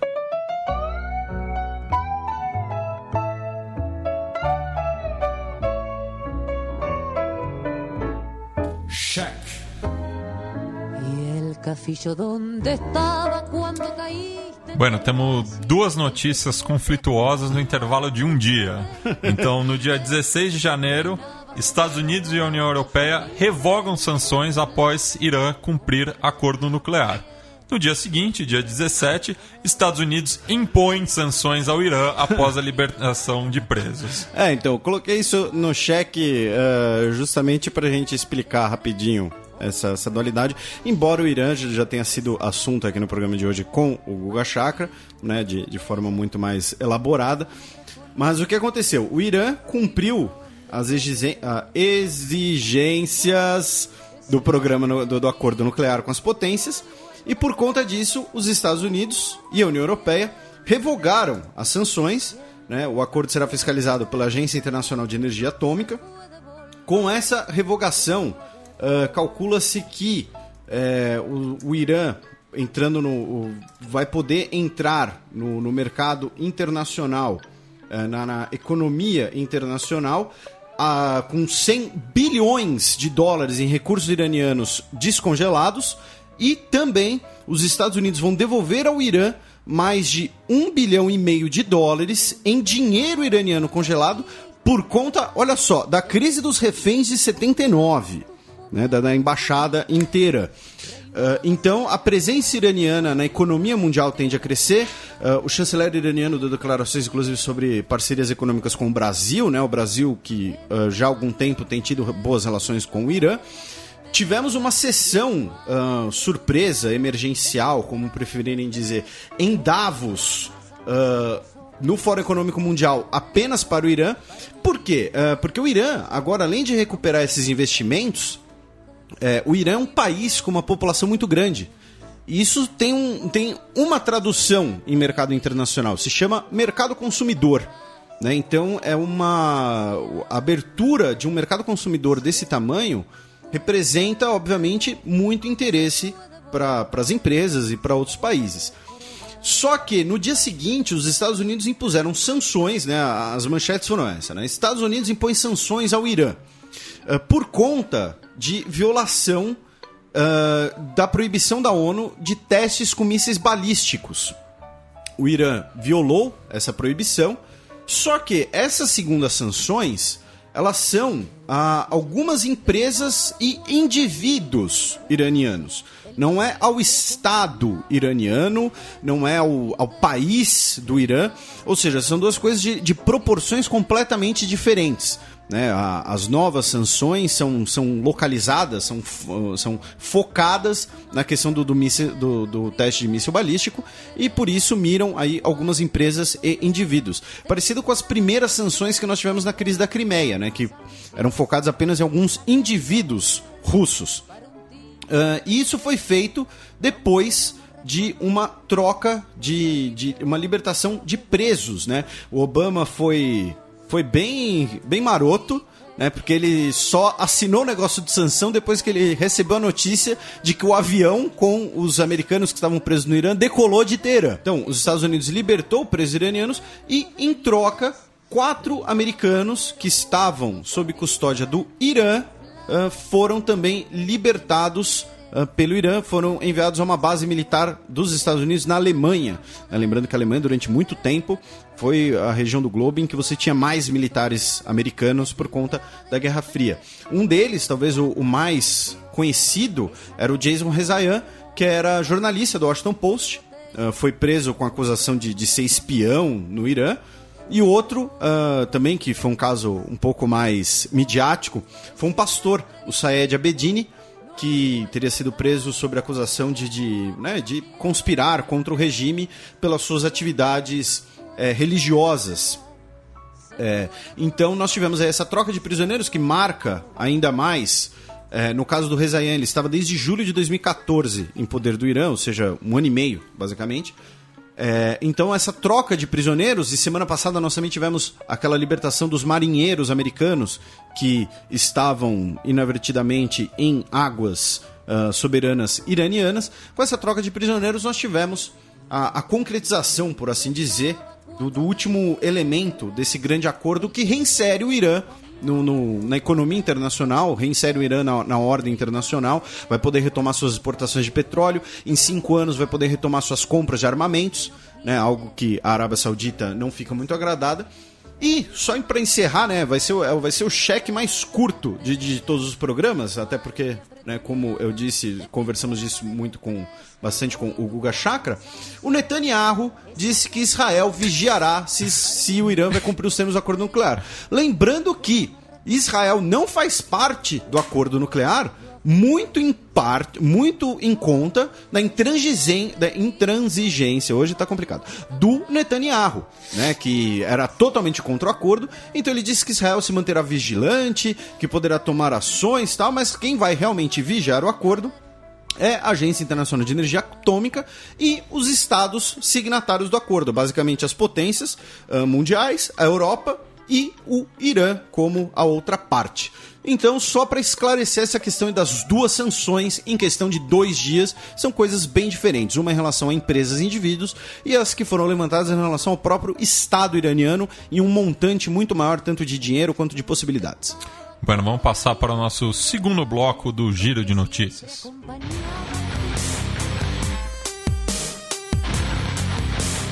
Giro de Notícias. Notícia de anteontem, dia 20 de janeiro. Curdos têm expulsado comunidades árabes no norte do Iraque, diz ONG. A Anistia Internacional diz que os curdos têm expulsado vilarejos árabes, destruído inclusive vilarejos árabes, sob 2 hipóteses, 2 justificativas. A primeira seria represália por essas comunidades terem apoiado o auto-intitulado Estado Islâmico.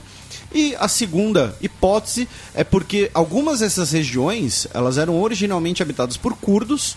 E aí lá no governo Saddam Hussein, lá na década de 1980, esses curdos foram expulsos e foram instaladas famílias árabes na região, né? Uma forma de você expulsar as pessoas e colocar a sua etnia, a sua identidade nacional, o que for, dependendo do caso, ali na região. Então os curdos estariam retrucando, estariam se vingando.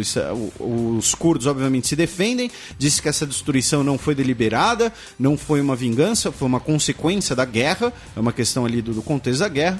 Então tem uma matéria bem interessante da Al Jazeera, em inglês, novamente, sobre o assunto, para quem quiser procurar.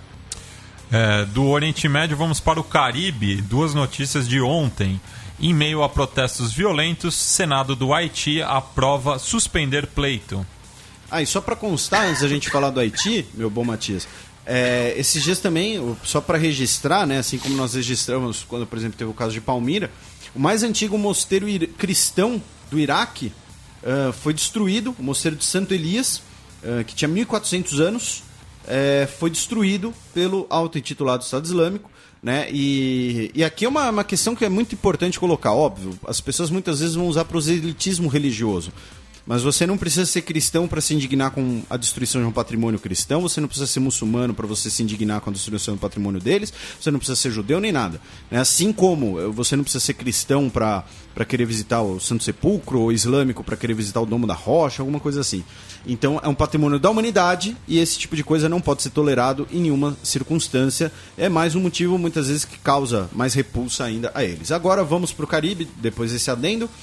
No caso do Haiti, nós devemos, ou deveríamos, ter o segundo turno das eleições agora no domingo.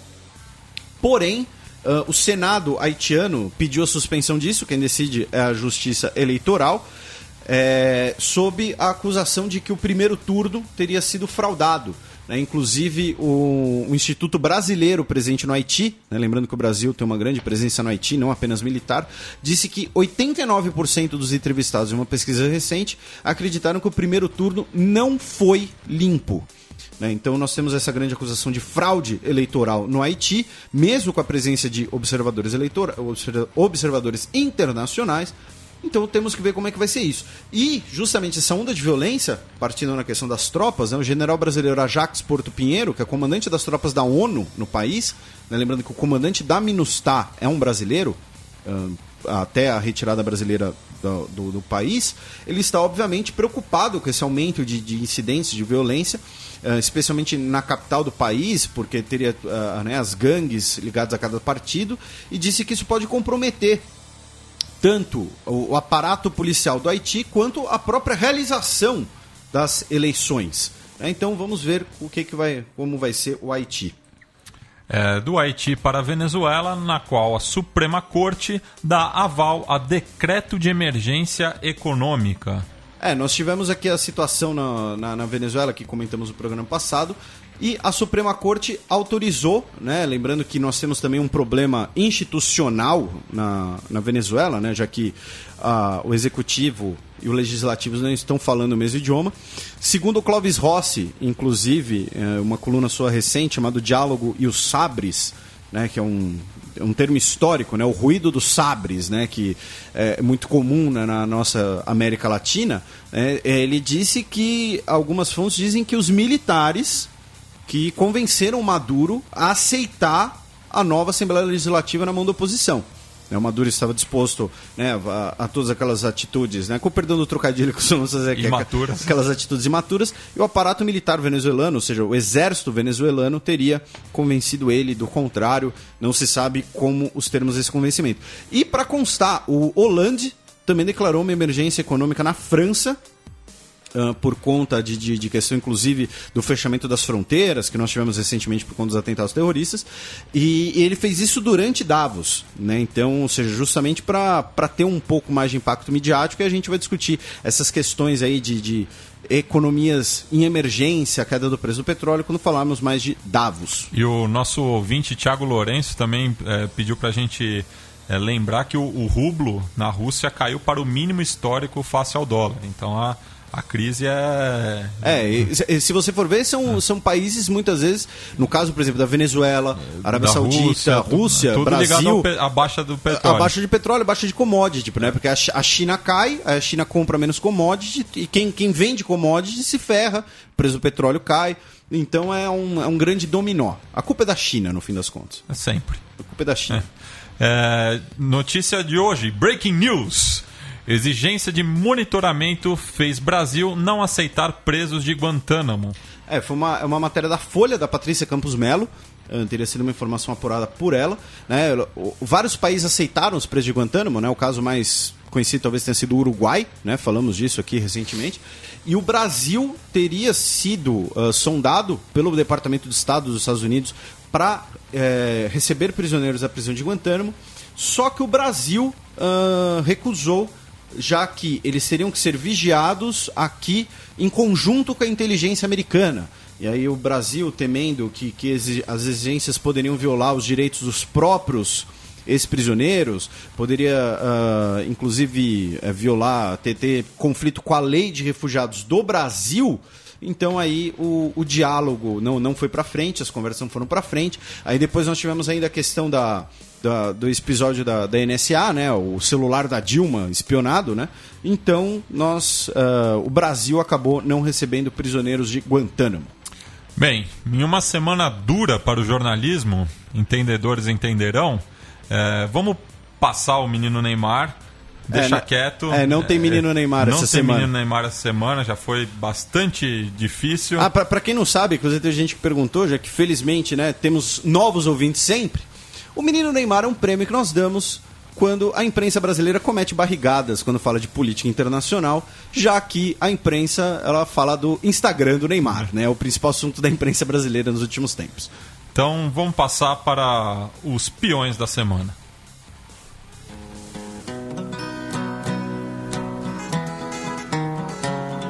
Os peões. A bullet from the back of a bush.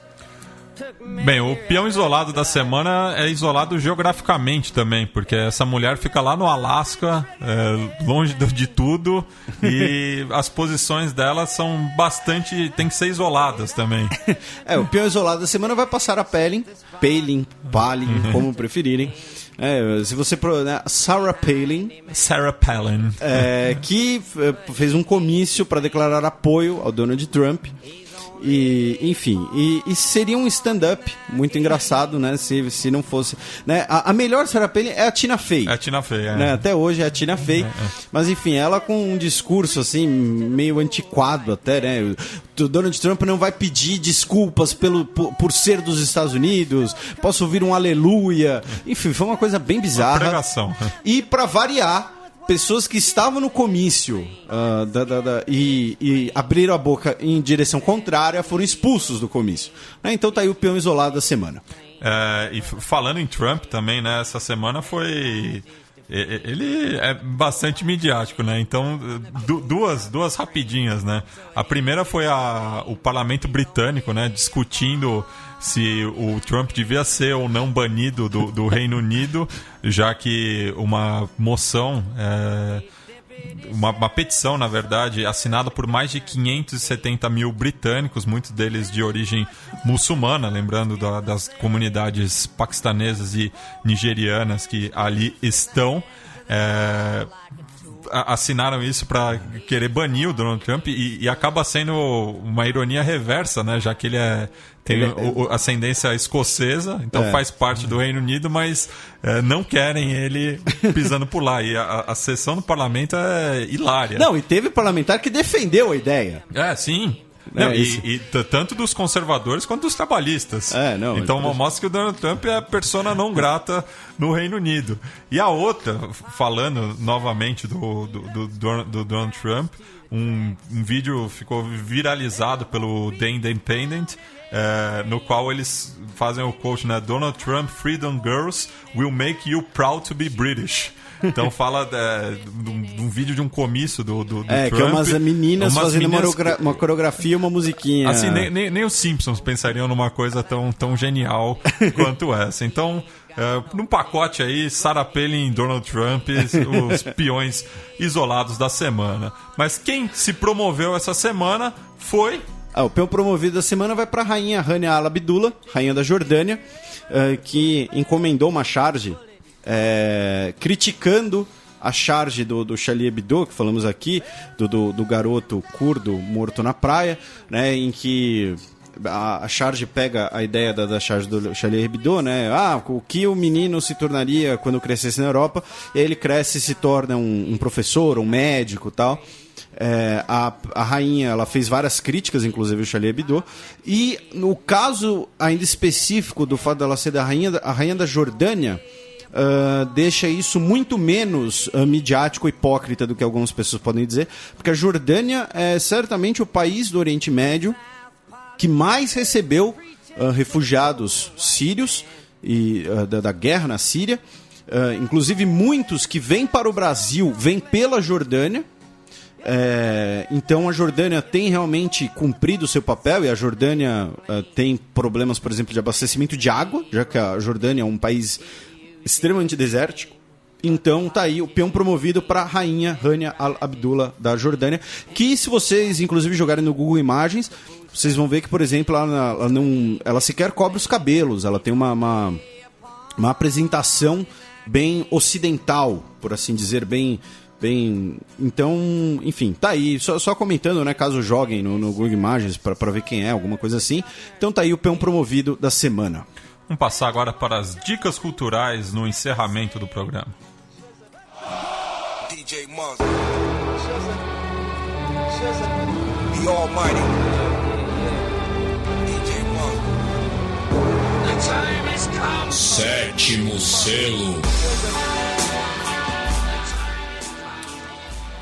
Felipe, quais são as suas dicas para os nossos ouvintes? Primeiro lembrando, né, que temos aí várias dicas do nosso querido convidado Guga Chakra, que estarão listadas no post.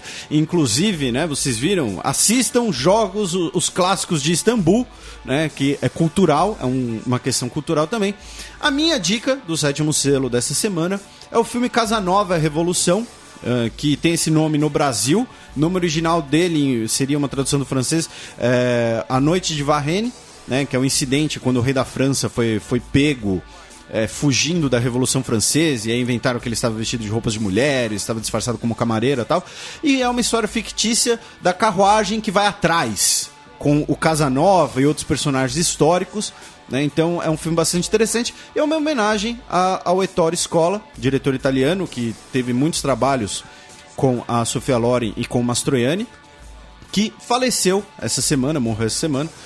Então fica aí uma pequena homenagem. Minha dica é o filme Casa Nova é a Revolução, que é uma mistura de comédia com crítica, enfim, é um filme bem legal, recomendo que assistam. Eu assisti há muito tempo atrás, quando a Cultura tinha aquela, não sei se ainda tem, tinha aquela sessão de filmes clássicos de noite, apresentado pelo grande Rubens Evald Filho.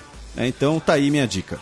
Bem, já que estamos falando do Ettore Scola, uma das minhas dicas é o filme Bruti, Sporchi e Cattivi. Queria que tivesse Francesco Patti aqui para avaliar minha pronúncia, mas que em português ficou conhecido como Feios, Sujos e Malvados, que mostra 4 gerações de uma família romana vivendo num cortiço, um filme bastante divertido, bastante italiano, no bom sentido.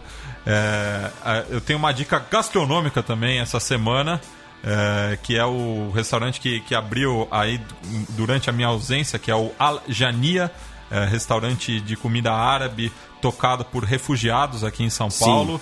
Fica ali na rua Álvaro de Carvalho, número 190, próximo da Praça Roosevelt, da Praça da República. Então, quem é favorável à presença dos refugiados aqui em São Paulo, dá uma força lá. E é uma coisa que a gente já comentou aqui, é justamente isso, né? Você prestigiar o trabalho das pessoas. Ninguém tá falando para os refugiados virem para cá, sei lá, pedirem esmola, e alguma ficar coisa assim. Coçando. Não, os caras tão... prestigiar o trabalho deles. Sim. Então os caras estão aí batalhando, então quem é favorável, cola lá. Eu recomendo, ainda não fui, mas recomendo. Estou devendo, aliás, essa visita. E a gente vai para os finalmente, Felipe. antes de eu apresentar a nossa música de encerramento, que eu tava com saudade. Antes de você apresentar a música, eu só quero dizer que na semana passada gostaram bastante de David Bowie, tá? Só que você vacilou, porque você indicou Heroes, a versão em inglês. Só que a mais impactante é em alemão, que é do filme Christiane F., Drogada e Prostituída, e que tem um peso histórico importante, porque dizem que foi o hino da derrubada do muro de Berlim, né? Já que o David Bowie tinha feito um show ali no muro, e o pessoal do leste prestigiou. Então, essa coisa de hino da queda do muro tem vários, né? Tem o Winds of Change, do Scorpions e tal. Mas assim, eu só queria deixar claro, assim, que dá uma dica de música um pouco mais comum, um pouco mais acessível. Você apela. Não apelei, ué. Ele morreu naquela semana. O que eu vou fazer? Apelou. Eu combinei com ele. Mas enfim, mandar um abraço aí pra todo mundo. Estou com alguns e-mails pra responderei, prometo. E pra quem acompanha o YouTube e o Xadrez Herbal, hoje eu comecei uma nova série de vídeos que serão esporádicos, em que eu, de forma bastante amadora... E eu quero participar. Já cobra aqui já me escalo. Já que é apenas um hobby meu, uma série de vídeos falando sobre cinema, né? O primeiro vídeo fala sobre o segredo do sucesso de Guerra nas Estrelas, porque fez tanto sucesso. Então é isso, valeu, até semana que vem. Bem, e a música de encerramento chama Patrice Lumumba, em homenagem ao um dos líderes do processo de independência da República Democrática do Congo. Ele que fundou o Movimento Nacional Congolês, foi eleito primeiro-ministro do país, mas foi deposto por um golpe de Estado pelo coronel Joseph Mobutu, que muitos conhecem como o general que levou a luta do Muhammad Ali e do Joe Frazier lá para Kinshasa. Mas ele foi assassinado no dia 17 de janeiro de 1961, completou 45 anos agora, e a gente vai ouvir uma homenagem latina para o Patrice Lumumba, música do Yuri Buenaventura, um dos grandes nomes da salsa na Colômbia, e essa música é do disco de 2005, Salsa Dura. Então vamos aí com Yuri Buenaventura em homenagem a Patrice Lumumba. Até a semana que vem.